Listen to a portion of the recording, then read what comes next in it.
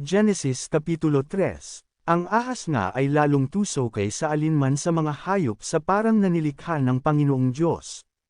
At sinabi niya sa babae, tunay bang sinabi ng Diyos, huwag kayong kakain sa alinmang punong kahoy sa halamanan.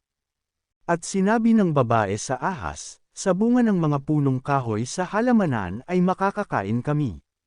Datapwat sa bunga ng punong kahoy na nasa gitna ng halamanan ay sinabi ng Diyos, huwag kayong kakain niyaon, ni huwag ninyong hihipuin, baka kayo'y mamatay. At sinabi ng ahas sa babae, tunay na hindi kayo mamamatay. Sapagkat talastas ng Diyos na sa araw na kayo'y kumain niyaon ay madidilat nga ang inyong mga mata, at kayo'y magiging parang Diyos, na nakakakilala ng mabuti at masama.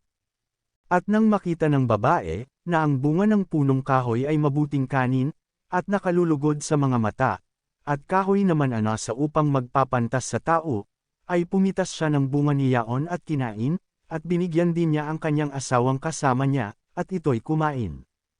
At nag-ilat kapwa ang kanilang mga mata, at kanilang nakilalang sila'y mga hubad, at sila'y tumahi ng mga dahon ng puno ng igus, at kanilang ginawang panapi. At narinig nila ang tinig ng Panginoong Diyos na lumalakad sa halamanan sa kulimlim ng araw, at nagtago ang lalaki at ang kanyang asawa sa harapan ng Panginoong Diyos sa pagitan ng mga punong kahoy sa halamanan. At tinawag ng Panginoong Diyos ang lalaki at sa kanya'y sinabi, saan ka naroon? At sinabi niya, narinig ko ang iyong tinig sa halamanan, at ako'y natakot, sapagkat ako'y hubad, at ako'y nagtago. At sinabi niya, sinong nagsabi sa iyong ikaw ay hubad? Nakakain ka ba ng bunga ng punong kahoy, na iniutos ko sa iyong huwag mong kanin? At sinabi ng lalaki, ang babaeng ibinigay mong aking kasamian, ay siyang nagbigay sa akin ng bunga ng punong kahoy at aking kinain. At sinabi ng Panginoong Diyos sa babae, ano itong iyong ginawa? At sinabi ng babae, dinaya ako ng ahas, at ako'y kumain. At sinabi ng Panginoong Diyos sa ahas, sapagkat ginawa mo ito, ay sampain ka ng higit sa lahat ng hayop, at nang higit sa bawat ganid sa parang, ang iyong tiyan ang ay lalakad mo, at alabok ang iyong kakanin sa lahat ng mga araw ng iyong buhay.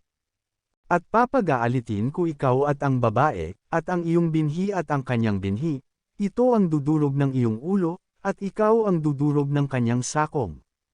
Sinabi niya sa babae, pararamihin kong lubha ang iyong kalumbayan at ang iyong paglilihi, mangganganak kang may kahirapan, at sa iyong asawa ay pahihinuhod ang iyong kalooban, at siya'y papapanginoon sa iyo. At kay Adam ay sinabi, sapagkat iyong dininig ang tinig ng iyong asawa, at kumain ka ng bunga ng punong kahoy na aking iniutos sa iyo na sinabi, huwag kang kakain niyaon, sampain ang lupa dahil sa iyo, kakain ka sa kanya sa pamamagitan ng iyong pagpapagal sa lahat ng mga araw ng iyong buhay. Ang isisibol niyaon sa iyo ay mga tinik at mga dawag, at kakain ka ng pananim sa parang. Sa pawis ng iyong mukha ay kakain ka ng tinapay, hanggang sa ikaw ay mauwi sa lupa, sapagkat diyan ka kinuha, sapagkat ikaw ay alabok at sa alabok ka uuwi. At tinawag na Eva ng lalaki ang kanyang asawa, sapagkat siya ang naging ina ng lahat ng mga nabubuhay. At iginawa ng Panginoong Diyos si Adam at ang kanyang asawa ng mga kasuutang balat at sila'y dinamitan.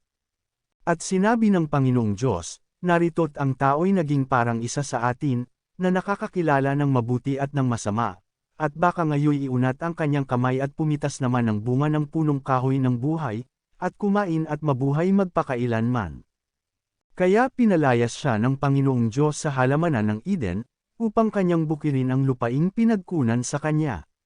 Ano pat itinaboy ang lalaki, at inilagay sa silanganan ng halamanan ng Eden ang mga kerubin at ang isang nagniningas na tibak na umiikot, upang ingatan ang daang patungo sa kahoy ng buhay.